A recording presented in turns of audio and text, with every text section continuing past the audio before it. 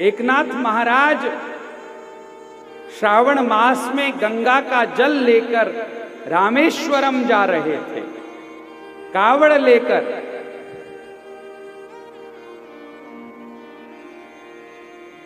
मार्ग में उनको एक गधा दिखाई दिया जो पानी के लिए तरस रहा था, तड़फ रहा था। और उस गधे की तड़फ को देखा नाथ महाराज ने, और एकनाथ महाराज उस गधे के पास जाकर जो भगवान महादेव को जल चढ़ाना था वो गधे को पिला दिया। अन्य जो साथ में लोग थे उन्होंने कहा जो भगवान रामेश्वर को जल चढ़ाना था वो जल आपने गधे को पिलाया है। एकनाथ महाराज ने बड़ी विनम्रता से हाथ जोड़ करके उनसे कहा, आपके रामेश्वर, आप रामेश्वरम जाओगे तब मिलेंगे, मेरे रामेश्वर तो गधे के रूप में मेरे पास आ गए हैं, मेरे समीप आ गए हैं। और गधे के भीतर से भगवान महादेव प्रकट हुए।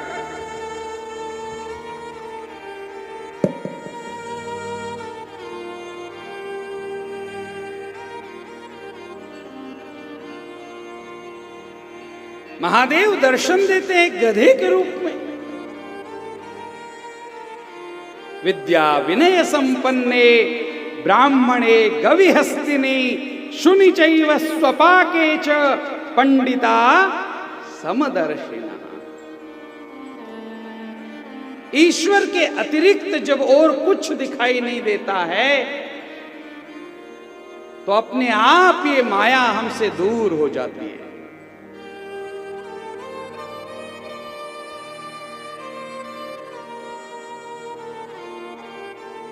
अखिल कोटि ब्रह्मांड नायक परमपिता परमात्मा के अतिरिक्त और कुछ दिखाई नहीं देता।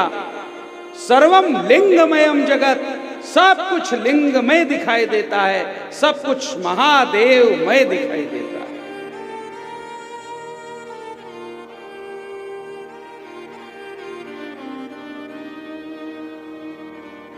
ये केवल जो दूरी बनी हुई है वो हमारी बस माया के कारण बनी हुई है।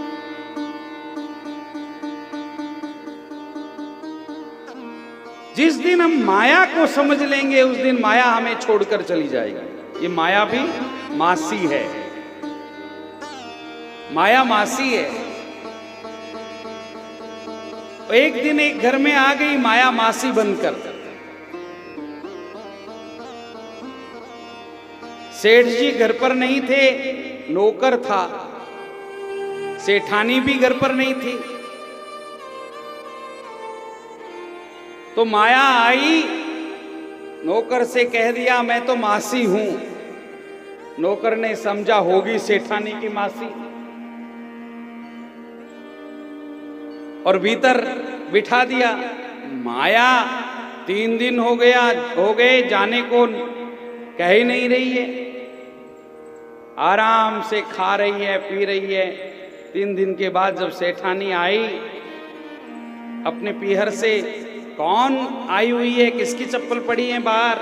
बोले मासी की। सेठानी भी ने भी समझा होगी हमारे पतिदेव की मासी। अब सेठानी भी खूब सेवा कर रही है मासी की। 3 दिन हो गए, फिर 3 दिन हो गए। अब सेठानी भी बड़ी परेशान, ये मासी तो जाने का नाम ही नहीं ले रही है। फिर 3 दिन के बाद सेठ जी आए। सेठ जी ने पूछा कौन आई हुई है? बोले मासी आई हुई है। सेठ जी ने भी विचार किया होगी सेठानी की मासी।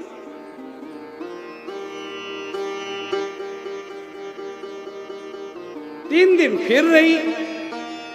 अब नौकर, सेठानी, सेठ तीनों एक जगह इकट्ठे हुए और तीनों ने एक जगह इकट्ठे होकर के विचार किया, पूछा एक दूसरे को कि ये मासी तो है लेकिन है किसकी?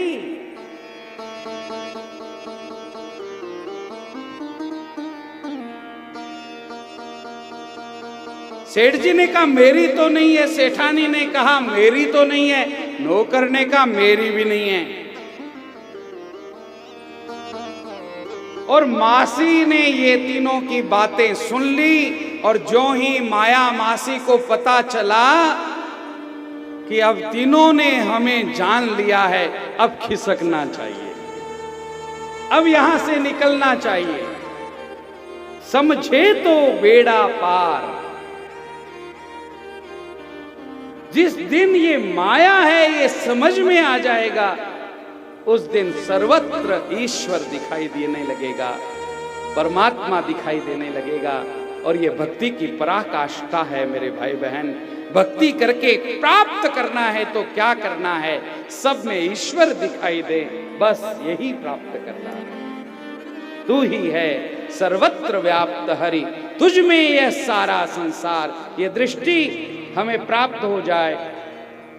सर्वम लिंगमयम जगत, यह सारा का सारा जगत लिंगमय है।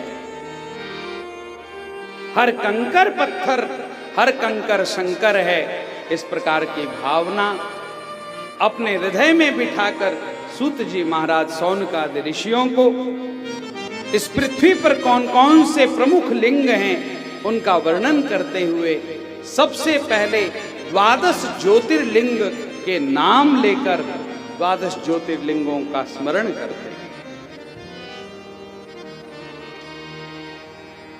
और उसके पश्चात इस धरती पर भारत में विशेष जो लिंग हैं उनका वर्णन किया जाता है। गंगा तीरे सुप्रसिद्धा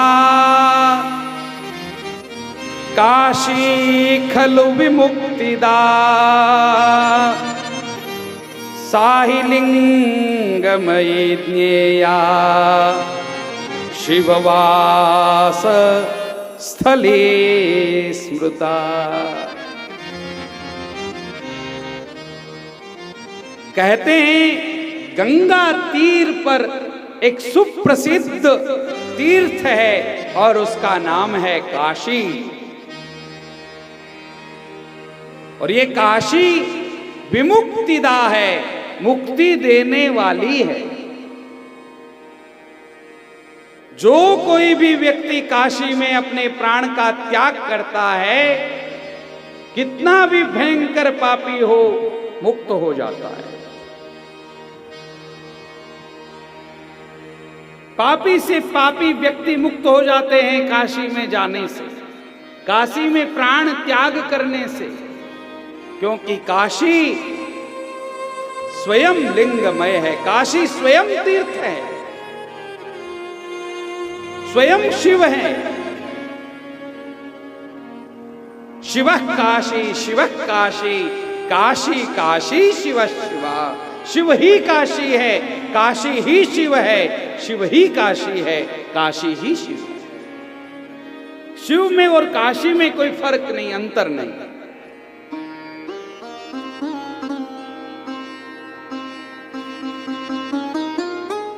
और हमारा बीकानेर भी कोई कम नहीं है, ये भी छोटी काशी है। यहां पर भी शिवजी की जो भक्ति होती है वो वास्तव में प्रशंसनीय है। भगवान शिव भक्त, भगवान शिव के भक्त यहां पर नित्य निवास करते हैं, इसलिए बीकानेर नगरी को भी छोटी काशी कहकर के पुकारा गया।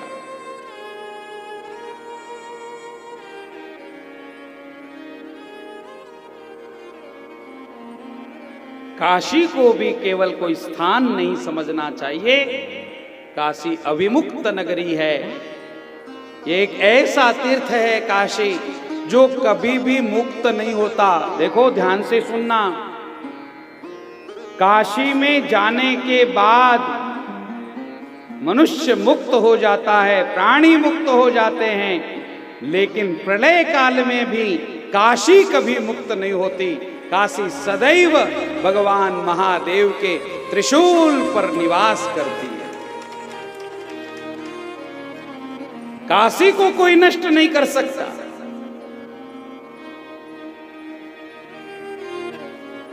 जब भी प्रलय होता है उस समय भगवान महादेव अपने त्रिशूल के ऊपर काशी को धारण कर लेते हैं और प्रलय समाप्त होने के बाद पुनः काशी को यथावत स्थापित कर देते हैं। ये काशी की महत्ता है। काशी का एक नाम वाराणसी भी है। वारणा और असी नाम की दो नदियां वहां एक समय में बहती थी, इसलिए काशी जी को वाराणसी कहते थे। अंग्रेज लोगों को वाराणसी शब्द बोलना नहीं आता था, इसलिए उन्होंने वाराणसी का अपभ्रंश कर दिया और बनारस कहने लग गए। ये बनारस शब्द हम हिंदुओं का नहीं है। हमारा नाम तो हमारी हिंदू संस्कृति में तो काशी को वाराणसी कहा गया है।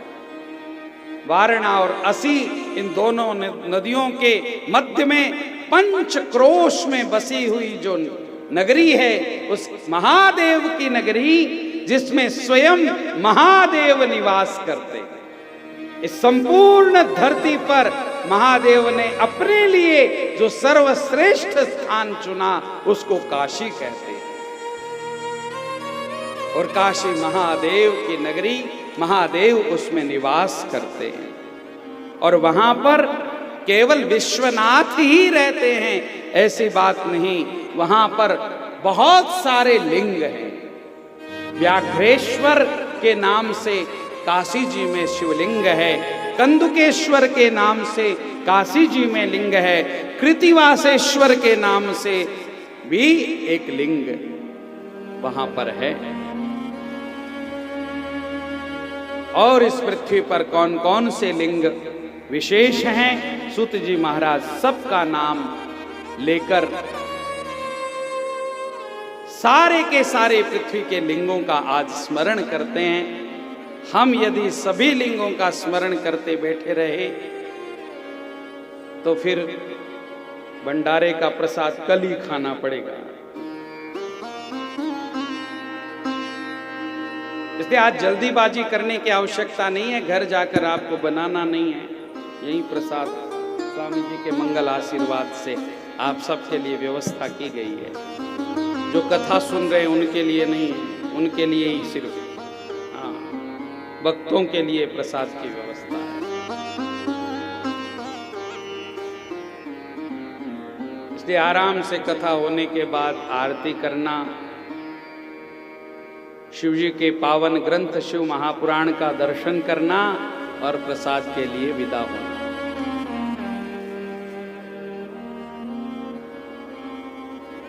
भूतेश्वर, नारीश्वर, बटुकेश्वर, पूरेश्वर, सिद्धनाथ, श्रृंगवेरपुर में श्रृंगवेरेश्वर, गोपेश्वर, अनेक, ऐसा देखो कोई स्थान नहीं है जहां शिवलिंग न हो, ऐसा कोई गांव नहीं है जहां शिवालय न हो।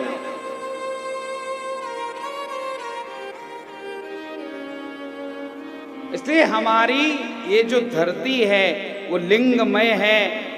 शिव भक्तों के लिए, राम भक्तों के लिए राममय है, विष्णु भक्तों के लिए विष्णुमय है।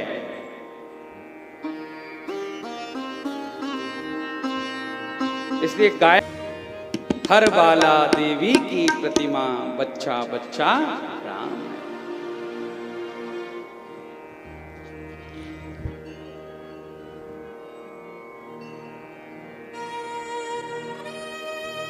हर गांव में शिवालय है,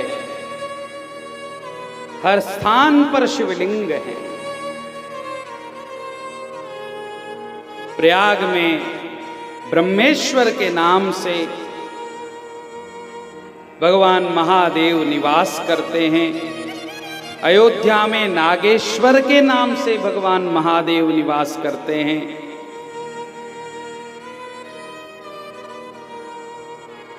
माउंट आबू का भी नाम आया। अर्बुदाचल में भगवान करोड़ों लिंगों के रूप में विद्यमान है। कर्दमेश्वर के नाम से वहां पर विशेष भगवान महादेव निवास करते हैं।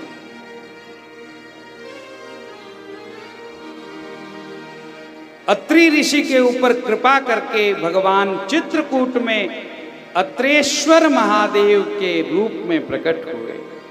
सूत जी महाराज से निवेदन किया, प्रभु आप कृपा करके भगवान अत्रेश्वर बनकर कैसे आए, यह इतिहास बताएं। और इस कथा के साथ साथ इस इतिहास के साथ साथ चित्रकूट में भगवती गंगा मंदाकिनी गंगा बनकर कैसे प्रकट हुई, यह भी कथा बतलाई जाती है। अत्रि ऋषि चित्रकूट में निवास करते हैं। एक बार बहुत अकाल पड़ जाता है, वर्षा होती नहीं। ऋषि जब देखते हैं कि वृक्ष सूख रहे हैं, पानी के तड़प से लोग मर रहे हैं, ऋषि से देखा नहीं गया। उन्होंने दिव्य तप करना आरंभ किया और जो ही तपस्या के लिए ऋषि अत्रि बैठे, उनकी पत्नी ने भी दिव्य तप करना आरंभ किया, महादेव की उपासना करना आरंभ किया। पार्थिव शिवलिंग बनाकर रोज भगवती अनसुया अत्रि ऋषि की पत्नी अर्चना करती है, पार्थिव शिवलिंग का निर्माण करती है, उनकी पूजा करती है, उनको प्रणाम करती है। इस प्रकार से बहुत वर्ष बीत गए। अत्रि ऋषि तपस्या में लगे हैं, समाधि लगाकर बैठे हैं और उनकी पत्नी अनसुया भगवान महादेव की उपासना कर रही है।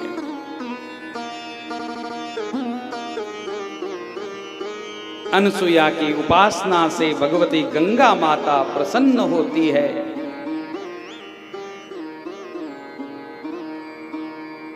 और जो ही अत्रि ऋषि ने अपनी समाधि को तोड़कर आज आंखें खोली, आंखें खोलते ही अत्रि ऋषि के मुख से एक शब्द निकला, जल जल जल। अब जल कहीं दिखाई नहीं दे रहा था। कमंडलू लेकर के आज महादेव की भक्ति करने वाली यह अनसुया चली जल लाने के लिए।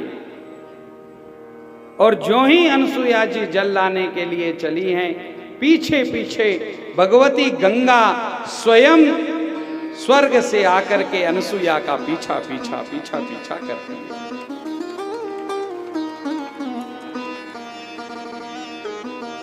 आज पीछे मुड़ करके अनसुया ने देखा, कौन है आप? परिचय पूछा कि मैं भगवती गंगा। आप यहां कैसे आई हो? गंगा ने हाथ जोड़ करके अनसुया के चरणों में प्रणाम किया और कहा, हे सती, मैं आपका दर्शन करने आई हूं, पतिव्रता नारी का दर्शन करने आई हूं ताकि मेरे पाप नष्ट हो जाएं। देखो, गंगा में स्नान करने से हम सबके पाप नष्ट हो जाते हैं। जो भी संसारी गंगा में जाकर के गोता लगाएगा, अपने सारे के सारे पाप गंगा में छोड़कर बाहर निकलेगा, बिल्कुल शुद्ध और पवित्र होकर के बाहर निकलेगा। लेकिन गंगा में जो पाप छोड़े गए हैं, उन पापों का क्या होगा? भागवत में गंगा ने यह प्रश्न उठाया भगीरथ के सामने, मैं आने को तैयार हूं धरती पर, लेकिन मेरी एक समस्या है। क्या? बोले, मेरा वेग बहुत अधिक है। कौन मेरे वेग को धारण कर सकता है?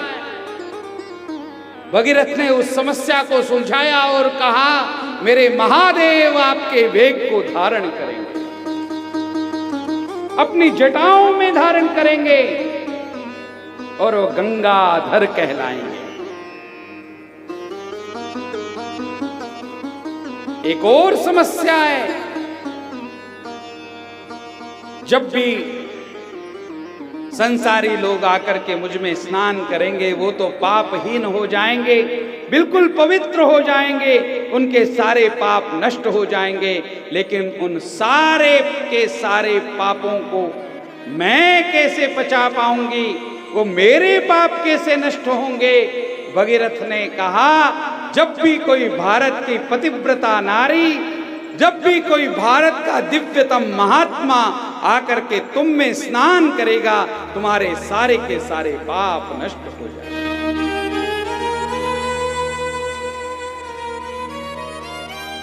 गंगा भी तड़पती है उनका दर्शन करने के लिए, जो अपने पतियों की पूर्ण भाव से सेवा करती है, जो पतिव्रता नारी है और जो सारे संसार को छोड़कर विरक्त बनकर भगवान की सेवा करता है, ऐसे महात्मा का दर्शन करने के लिए गंगा भी लालायित रहती है। परम श्रद्धेय ब्रह्मलीन स्वामी रामसुदास जी महाराज जैसे महात्मा जब गंगा में गोता लगाते, गंगा पाप रहित हो जाती, गंगा के भी सारे पाप समाप्त हो जाते।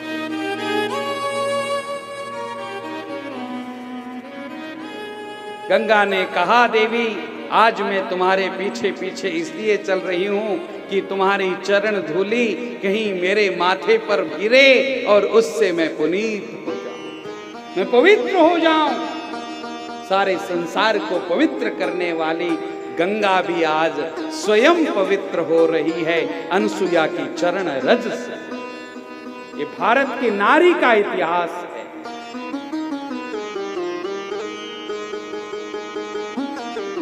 लेकिन भूल गए आज अनसुया के नाम को हमारे बच्चे। हम तो आते हैं कथा में मेरे भाई बहन, बहुत अच्छी बात है, लेकिन क्या हमारी पीढ़ियां भी इसी तरह से कथा सुनेगी? हमारे बच्चे भी इस तरह से कथा सुनेंगे? ये एक बहुत बड़ी समस्या है।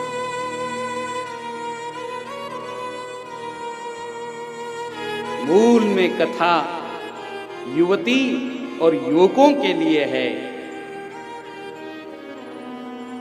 मूल में कथा वृद्धों के लिए नहीं है।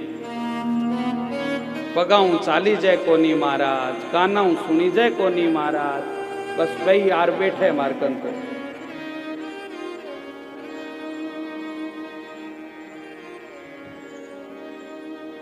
आज नाराज हो तो जया बनी भाई, लास्ट दिन है, कोई बात नहीं।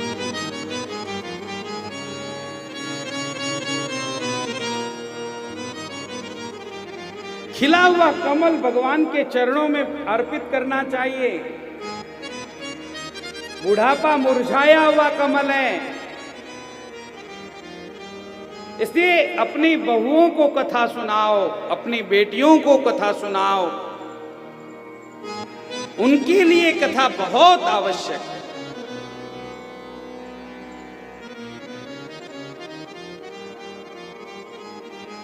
हमारे तो बात गई, अब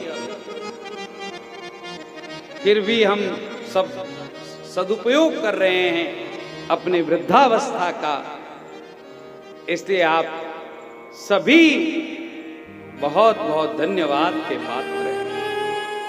लेकिन मूल में यदि कथा है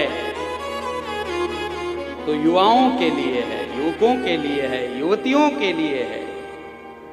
सारे धर्म कर्म युवावस्था में ही पूरे कर लेने चाहिए। बुढ़ापे का क्या भरोसा है जी?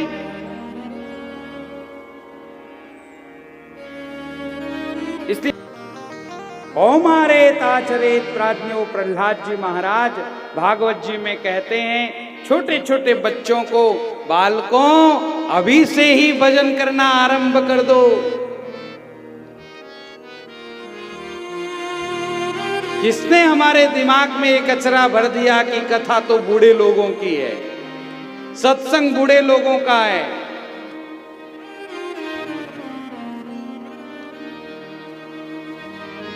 अरे सत्संग कब से आरंभ करना चाहिए? तो प्रहलाद जी कहते हैं गर्भावस्थायाम सेव्या, गर्भावस्था से ही सत्संग का आनंद लेना आरंभ कर देना चाहिए।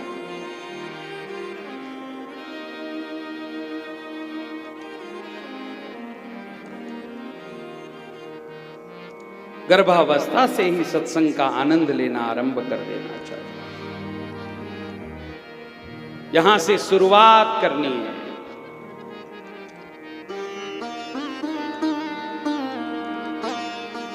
संतों ने, भक्तों ने, सतियों ने, सत्यवादियों ने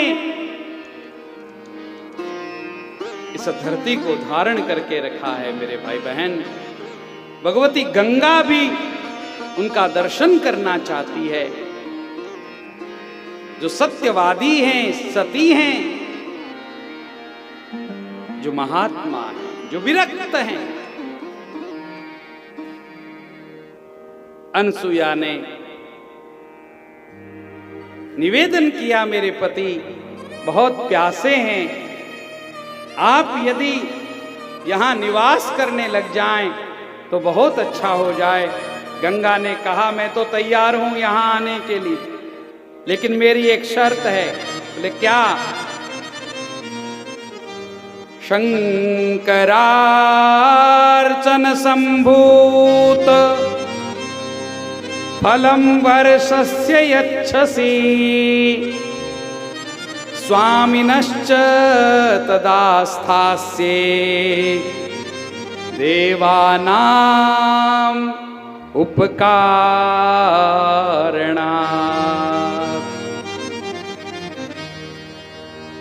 आपने जो इतने वर्षों में भगवान महादेव का पूजन किया है,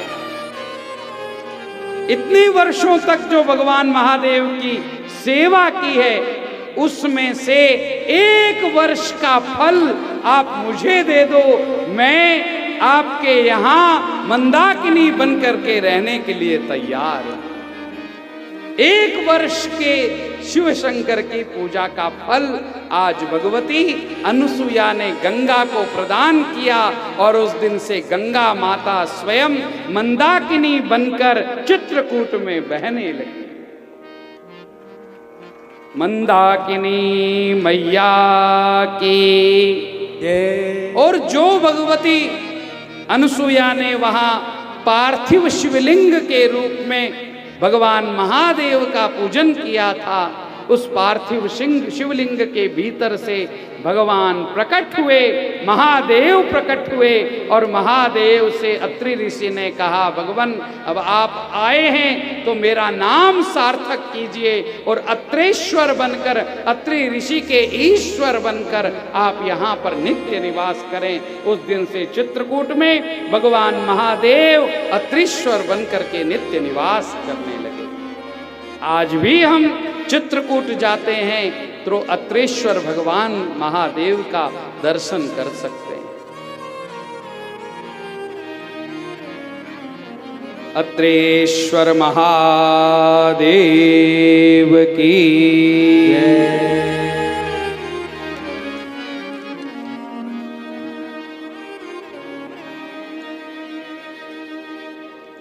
इसके पश्चात गोकर्ण में भगवान महाबलेश्वर के रूप में नित्य निवास करते हैं।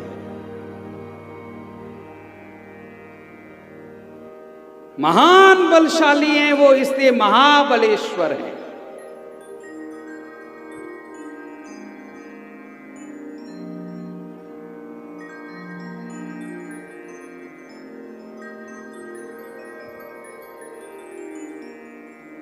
एक चांडाली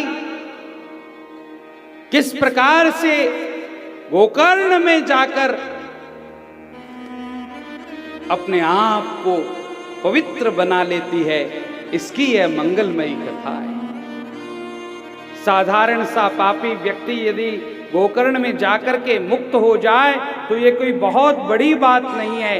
चांडालिनी, अरे जिसने गो माता के बछड़े को मारकर उसको अपना आहार बनाने का प्रयास किया, वो भी गोकर्ण तीर्थ में जाकर शिवरात्रि का भूल से व्रत करके और एक भूल से शिवलिंग पर बिल्व पत्र चढ़ाकर भगवान महादेव की दिव्यतम गति को प्राप्त कर लेती है।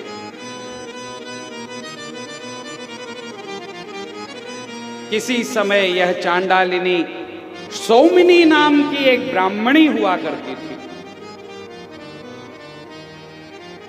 पति के मर जाने के बाद युवावस्था को सहन नहीं कर पाई, इसलिए व्यभिचार में डूब गई और किसी वनचारी भिल्ल के साथ इसने विवाह कर लिया। ब्राह्मणी होकर अपने से निम्न जाति के व्यक्ति के साथ में विवाह किया और उसका दुष्परिणाम ये हुआ कि वो ब्राह्मणी जब देह त्याग करती है तो उसको दूसरा जन्म चांडाल योनि का प्राप्त होता है। ये प्यार व्यार के चक्कर में अंधे बनकर हम अपने समाज की दुर्गति करते हैं, अन्य जाति के साथ में विवाह करके।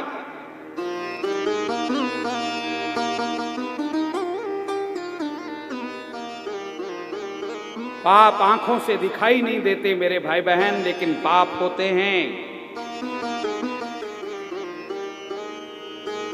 एक दिन भीम को भगवान श्री कृष्ण ने कहा कि जो पापी होते हैं वो गंगा में स्नान नहीं कर सकते।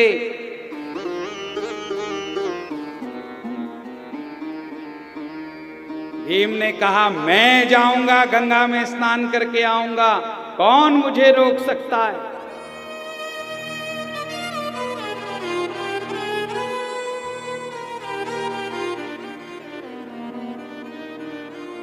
भीम गए गदा लेकर, कौन रोकेगा मुझे।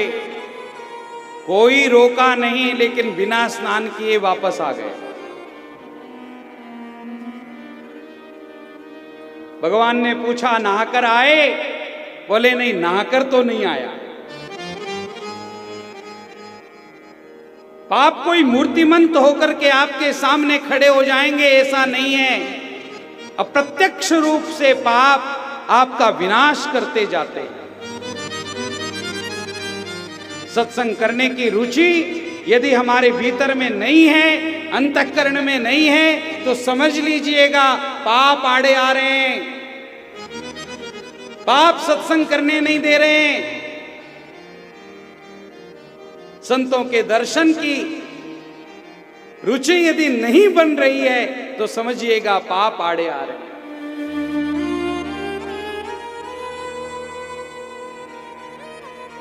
सोमवार के दिन भगवान महादेव के शिवलिंग पर जल चढ़ाने का मन भी न करे तो समझिएगा पाप आड़े आ रहे हैं। पापों ने हमें रोका है।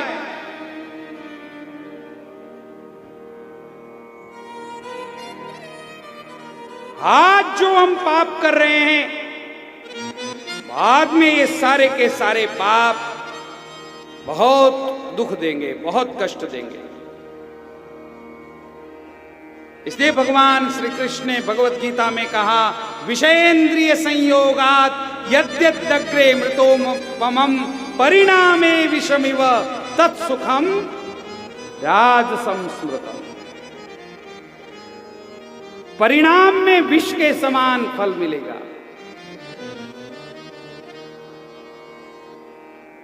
और पाप हमेशा परिणाम में ही दुख देते हैं। आरंभ में तो पाप सुख देते हैं, पुण्य आरंभ में दुख देते हैं, लेकिन पुण्यों का अंत बहुत श्रेष्ठ होता है। पाप का आरंभ सुख में होता है, लेकिन पापों का अंत बहुत बुरा होता है। पापी तड़प तड़प के मरता है और मरने के बाद भी उसकी तड़फ समाप्त नहीं होती, नरक में जाना पड़ता है। भयंकर यम यातनाओं को सहन करना पड़ता है। इसलिए पापों से बचने का प्रयास करें। मेरे शरीर से कोई पाप न हो जाए, इस बात का ध्यान रखें। जो कोई भी काम करें परिणाम के बारे में विचार करके करें। इसका परिणाम क्या होगा?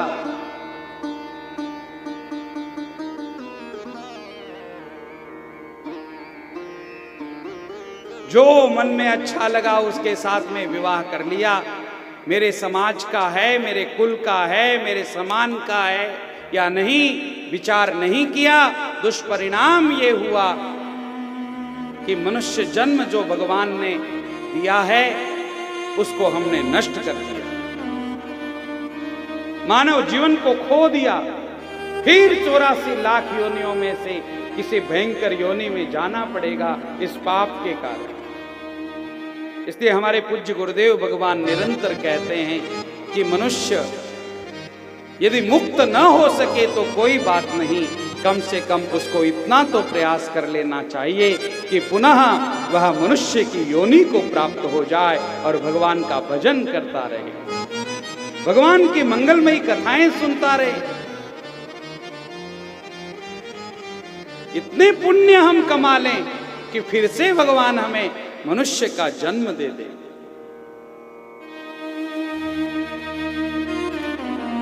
एक ब्राह्मणी ने भिल्ल के साथ में विवाह करने के कारण चांडाल योनि को प्राप्त किया, और वो भी कैसी चांडालिनी?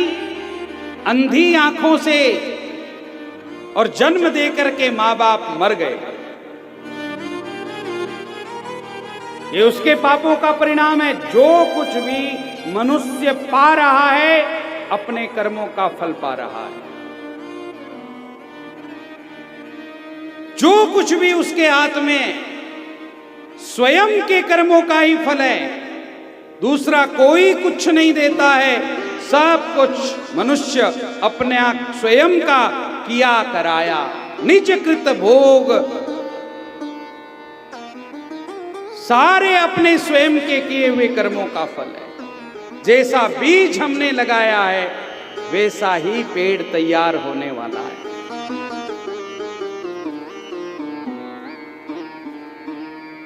जो पेड़ हमने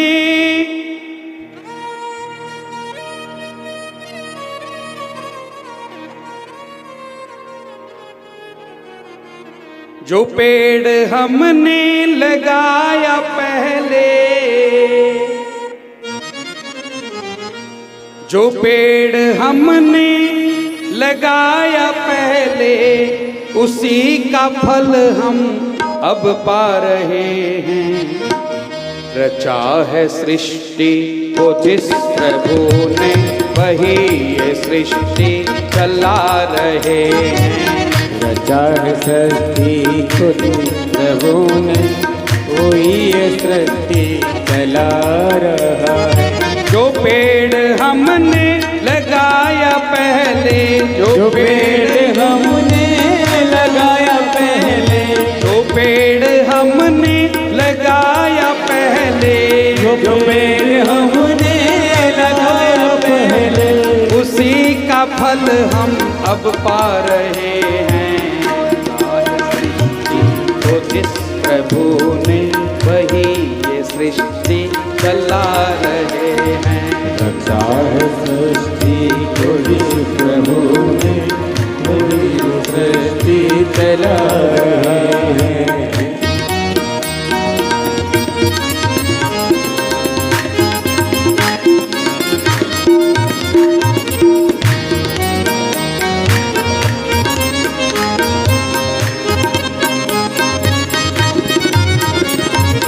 इसी धरा से शरीर पाए, इसी धरा से शरीर पाए, इसी धरा में फिर सब समाए, इसी धरा में सब समाए। है सत्य नियम यही धरा का, सत्य नियम यही धरा का। एक आ रहे हैं एक जा रहे हैं। रचा है सृष्टि को जिस प्रभु ने, वही ये सृष्टि चला रहे हैं। रचा सृष्टि को जिस प्रभु ने, वो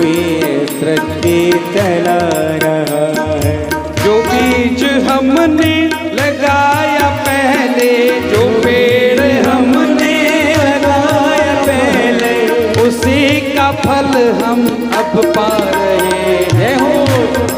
सृष्टि को जिस प्रभु ने यही वो सृष्टि चला रहा है। सृष्टि को जिस प्रभु ने वही ये सृष्टि चला रहा।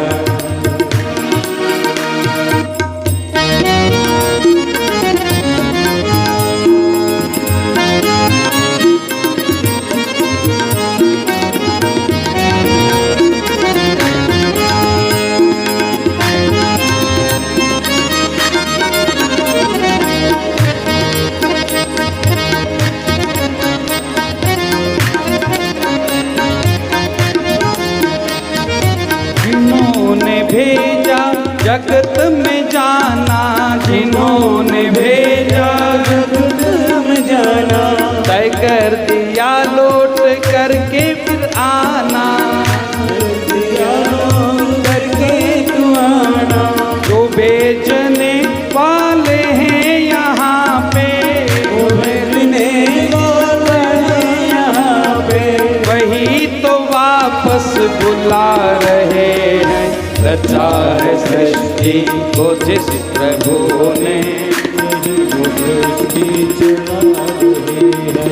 रचा है सृष्टि को जिस प्रभु ने वही सृष्टि चला रहे हैं। बैठे हैं जो धान की बालियों में, बैठे हैं जो धान की बालियों में, समाए मेहंदी की लालियों में, समाए मेहंदी की लालियों में, समाए मेहंदी की लालियों में, हर डाल हर पत्ते में समा कर, हर डाल हर पत्ते में समा कर, हर डाल हर पत्ते में समा कर, हर डाल हर पत्ते में समा कर, गुल रंग बिरंगे खिला रहे हैं। रचा है सृष्टि प्रभु ने वही ये सृष्टि चला रहा है। रचा है सृष्टि को जिस प्रभु ने वही ये सृष्टि चला रहे हैं। रचा है सृष्टि को जिस प्रभु ने वही ये सृष्टि चला रहा है। जो पेड़ हमने लगाया पहले, जो पेड़ हमने लगाया पहले, जो पेड़ हमने लगाया पहले, जो पेड़ हमने लगाया पहले, उसी का फल अब हम पा रहे हैं। रचा है सृष्टि को जिस प्रभु ने वही ये सृष्टि चला रहे हैं। रचा है सृष्टि को जिस प्रभु ने वही ये सृष्टि चला रहे हैं। रचा है सृष्टि को जिस प्रभु ने वही ये सृष्टि चला रहे हैं। जो पेड़ हमने लगाया पहले, उसी का फल अब हम पा रहे हैं।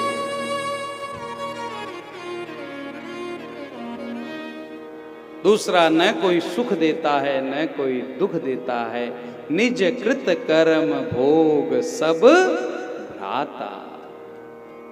अपने किए हुए ही कर्मों का सब फल है, और उस कर्म फल का ये परिणाम, ये चांडाल की योनि में जन्मी ब्राह्मणी होकर अपना कितना पतन हुआ। अंधी जन्मी और जन्मते ही माता पिता मर गए, ऐसी दुर्भागी जन्मी।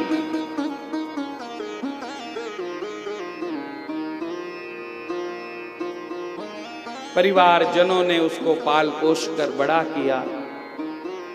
एक दिन अत्यंत भूख और प्यास से पीड़ित होकर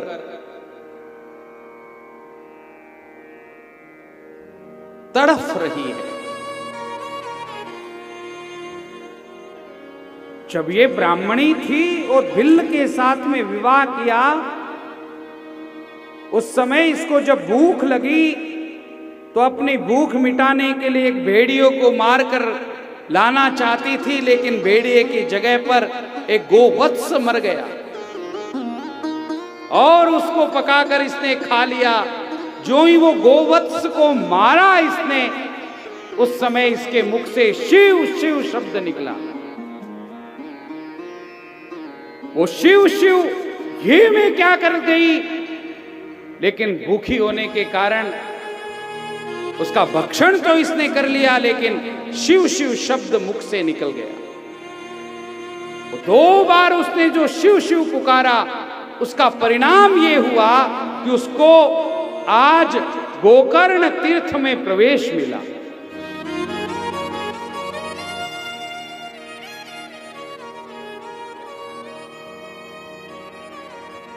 कितना सुंदर भगवत गीता में एक सूत्र है, नेहा फिक्र मनाशोस्ति प्रत्यवायो न विद्यते स्वल्पमप्यस्य धर्मस्य त्रायते महतो भयात्।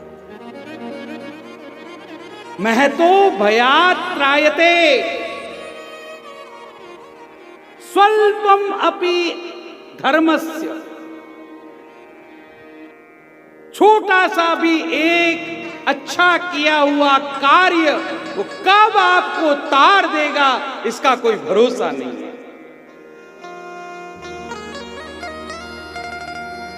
इसलिए भूल से भी क्यों ना हो, भगवान का नाम पुकारते चलो। लोगों को दिखाने के लिए भी क्यों न भजन करो, लेकिन भजन करो।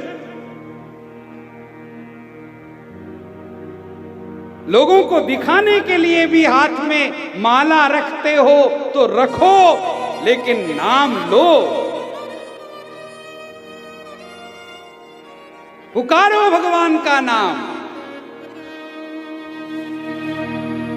नाम में इतनी ताकत है कि वो अनंत जन्मों के पाप की राशियों को समाप्त कर देता है। भाव कुभाव अनखा लसहु, कैसे भी लो भगवान का नाम लो बस। भगवान ये नहीं देखते कि कैसे लिया है ना, बस। गलती चेक करता है टीचर, गलतियां अध्यापक देखता है, भगवान गलती नहीं देखते। और जिस दिन भगवान गलती देखने लग गए, उनकी अदालत खाली रहेगी, उनके दरबार में कोई नहीं पहुंच पाएगा। इसलिए मीरा ने कहा, प्रभु जी मोरे अवगुण चित न धरो, समदर्शी है नाम तिहारो, चाहे तो पार करो। प्रभु जी मोरे अवगुण चित न धरो। भगवान गलती नहीं देखते, भगवान करता है, बस इतना ही देखते हैं। अब लोगों को दिखाने के लिए शिव शिव शिव शिव कर रहे हो, नारायण नारायण कर रहे हो, या अपने कल्याण के लिए कर रहे हो, इससे भगवान को कोई मतलब नहीं। अजामिल ने तो भागवत में कथा आती है, अपने ही छोरे को पुकारा, नारायण बचाओ नारायण बचाओ नारायण बचाओ। भगवान नारायण ने अपने दूत भेज दिए, जाओ भाई बचाओ अजामिल। अंधाधुंध सरकार है। जैसे स्वामी जी कह रहे हैं कानून अंधा है, पट्टी लगाई हुई आंख पर, उसी प्रकार भगवान का भी जो कानून है अंधा है।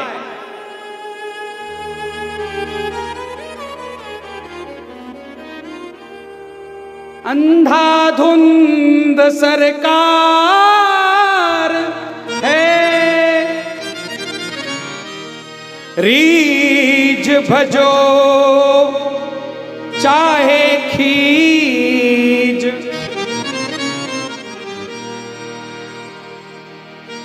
रीझे खीजे दीनो अमर पद, और रीझे दीनी लंग। रुष्ट हो गए। रावण पर, रावण को अमर पद प्रदान कर दिया। रीझ गए विभीषण पर, लंका का राज्य प्रदान कर दिया। यहां दोनों हाथों में लड्डू हैं। रीझ भजो चाहे खींच, अंधाधुंध सरकार है।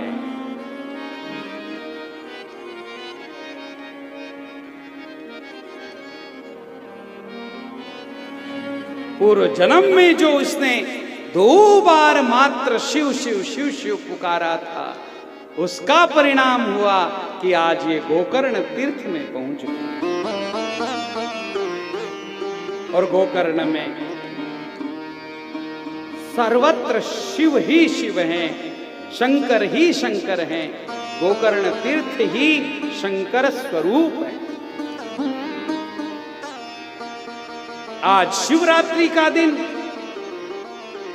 कुछ खाने को मिला नहीं, इसलिए शिवरात्रि का उपवास हो गया, व्रत हो गया।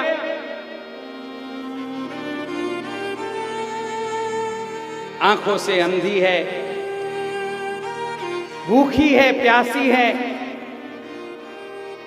पुकार रही है, भूखी हूं कुछ दे दो, भूखी हूं कुछ दे दो। एक ब्राह्मण शिव जी की पूजा करने के लिए जा रहा था, बिल्व पत्र उसके हाथ में था और उसने वो बिल्व पत्र उसके हाथ में थमाया।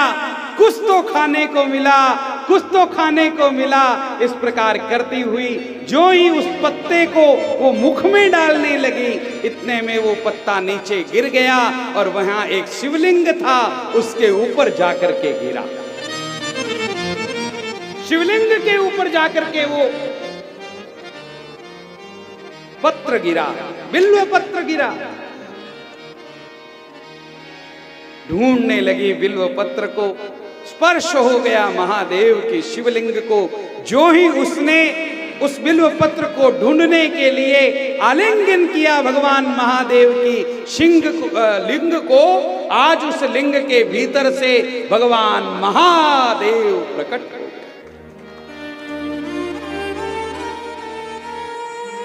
वाह देवी, मैं तुम पर प्रसन्न हूं। चांडालिनी ने कहा, कौन है आप? मुझे कुछ दिखाई नहीं दे रहा है। और भगवान ने कहा, अब तक दिखाई नहीं दे रहा था, अब तुम सब कुछ देख सकती हो। कह करके उसकी जन्मों की आंखें खोल दी और वो भगवान महादेव का सर्वप्रथम दर्शन करती।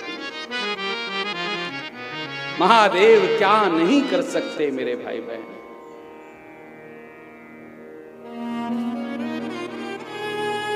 उस दिन के बाद भगवान महादेव गोकर्ण तीर्थ को छोड़कर नहीं गए, महाबलेश्वर बनकर वहीं पर नित्य निवास करने लगे।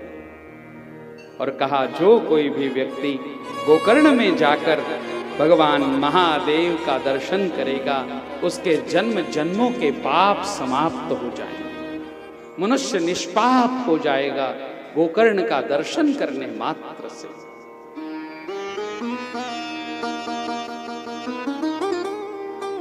और परम सौभाग्य से, संतों की कृपा से और भगवान महादेव की कृपा से 25 जनवरी से लेकर 1 फरवरी 2024 तक गोकर्ण में शिव महापुराण कथा का आयोजन हमारे सुरभि सेवा परिवार की ओर से हम लोगों ने किया है। जो कोई भी भक्त वहां आएंगे, सशुल्क उनकी व्यवस्था होगी रहने की और भोजन की। टिकट अपनी अपनी करके आना है। जिस किसी को भी आने की इच्छा हो, वो सुरभि सेवा यूट्यूब चैनल पर नंबर चल रहे हैं, यूट्यूब से नंबर लेकर आप संपर्क कर सकते हैं। जीवन में एक बार गोकर्ण तीर्थ अवश्य करना चाहिए। महादेव के भक्तों को गोकर्ण का दर्शन अवश्य करना चाहिए। और केवल दर्शन नहीं, वहां 7 दिन निवास करने का अवसर मिलेगा।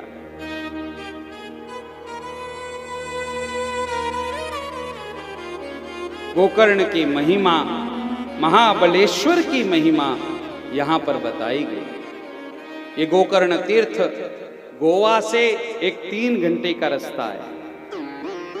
मैंगलोर शहर के पास है, कर्नाटक में, बहुत दिव्यतम तीर्थ है।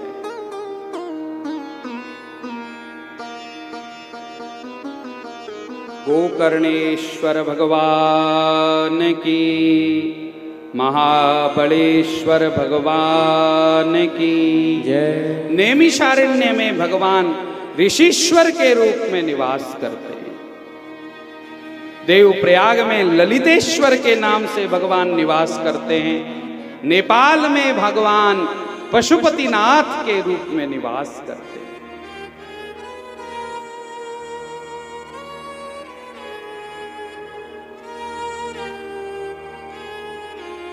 इसके पश्चात द्वादश ज्योतिर्लिंग की महिमा बताई जा रही है।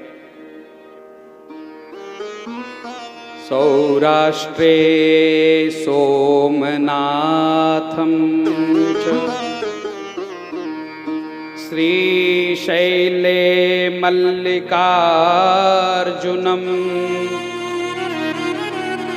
उज्जयिन्यां महाकाल, मोंकारे परमेश्वरम्, केदारं हिमवत्पृष्ठे, डाकिन्यां भीमशंकरम्, वाराणस्यां च विश्वेशं, त्र्यंबकं गौतमी तटे, वैद्यनाथं चिताभूमौ, नागेशं दारुकावने, सेतुबन्धे च रामेशं, घुष्मेशं तु शिवालये, द्वादशैतानि नामानि प्रातरुत्थाय यः पठेत्, सर्वपापैर्विनिर्मुक्तः, सर्वसिद्धिफलं लभेत्।